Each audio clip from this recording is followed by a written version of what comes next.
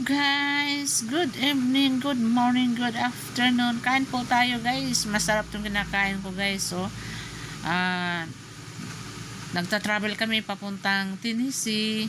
Ayan, ay kumakain kami ng tanghalian guys bago namin makita yung kapatid niya kasi ayaw na namin makikain doon sa bahay nila. Kumain muna kami sa downtown ng Kentucky, USA. Yan.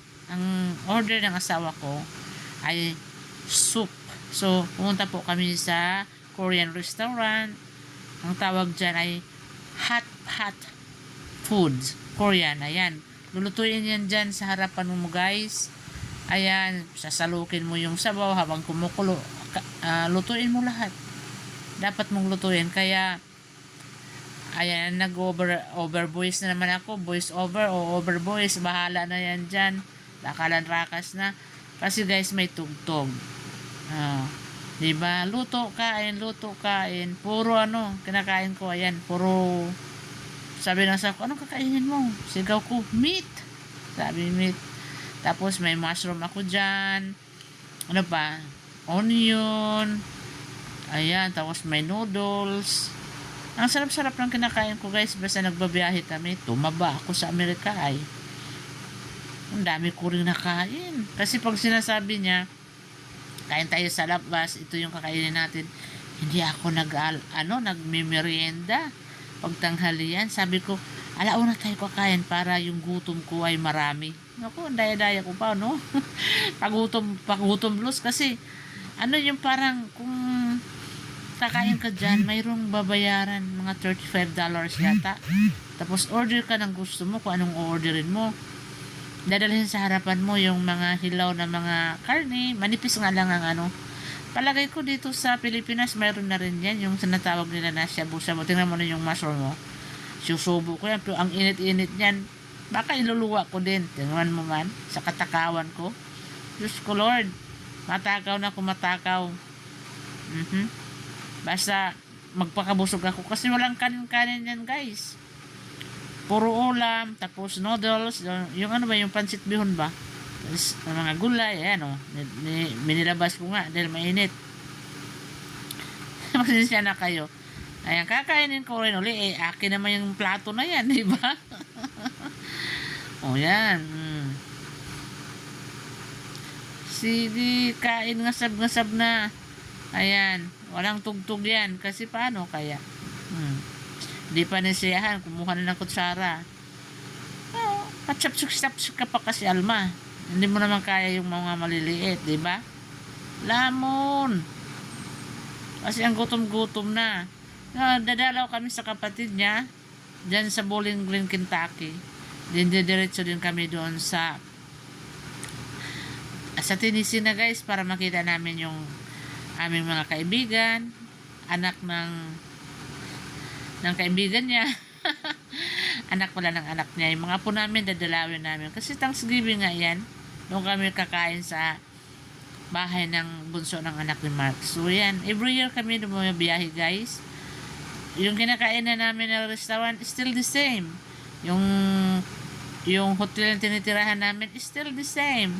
Walang binabago. Every year kami pupunta talaga. Ayaw ko lang next year. Kasi uwi ako ng Pinas eh. Pag uwi ko ng Pinas, hindi ko na alam kung kailan ako babalik ng Amerika. Magastos kaya pag nagluwas ng Amerika guys. Laki ng pamasahe. Tapos babiyahe pa ako. Papuntang galing ng Butuan. O yan. In-order ko yan, yung gulay na yan. See? Takaw ko. Ayaw, nilagay ko sa kaldero lahat. O, diba? Ay, naku Lord.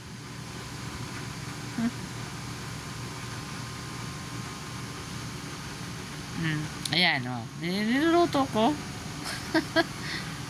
See?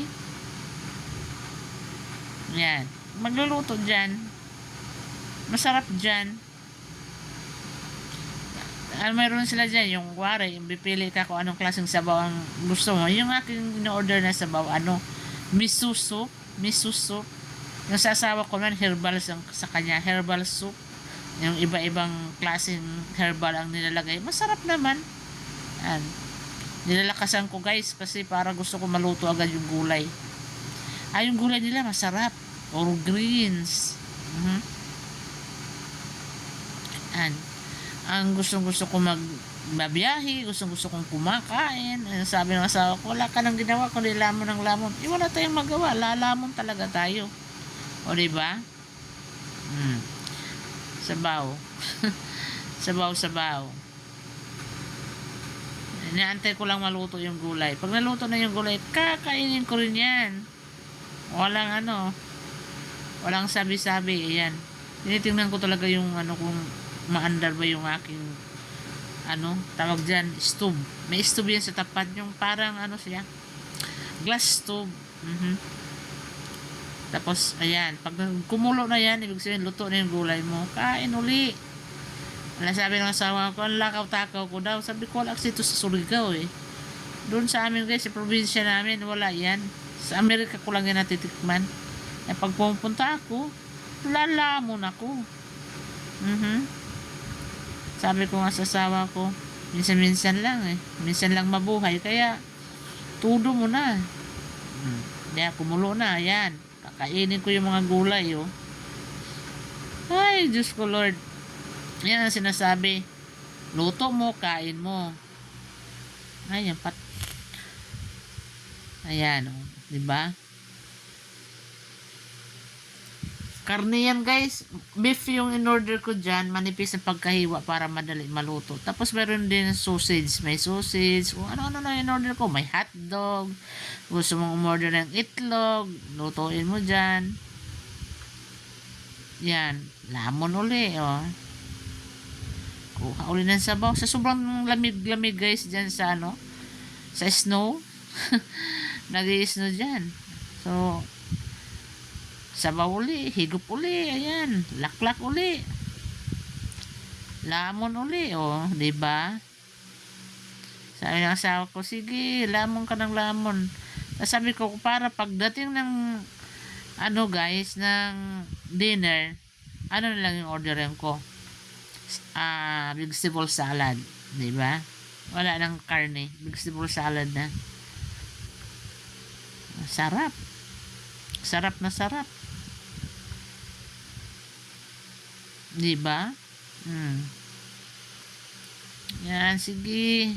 Galaw-galaw, Alma. Baka mangyari sa'yo, puro na karne yung kinakain mo. Yan.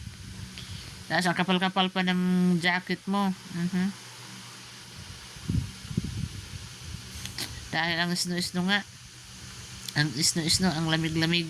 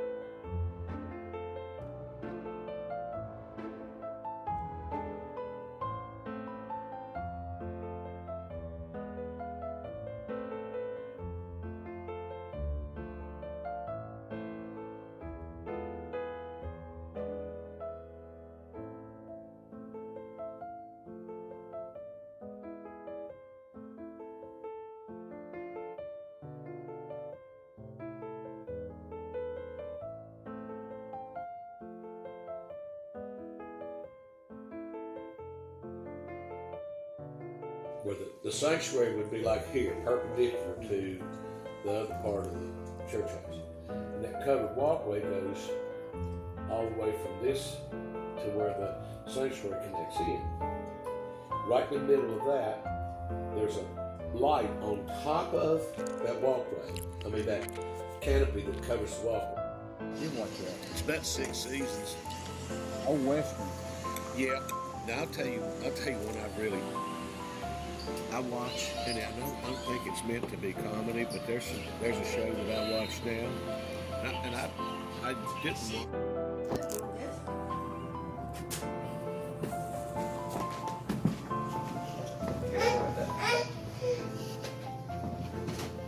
This has a compact CD. This is a modernized one. It's got a CD player in it. Do you hear me? I hear you. What I say? It's modernized. It's got a CD player in there.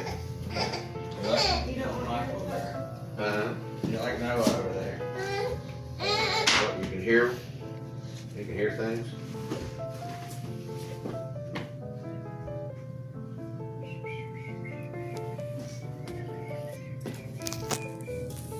But you get used to them, don't you? Well, they did. You gonna sit there? Or you want mommy to sit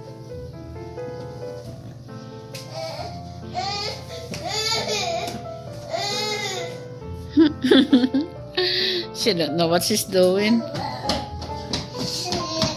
Go, Daddy.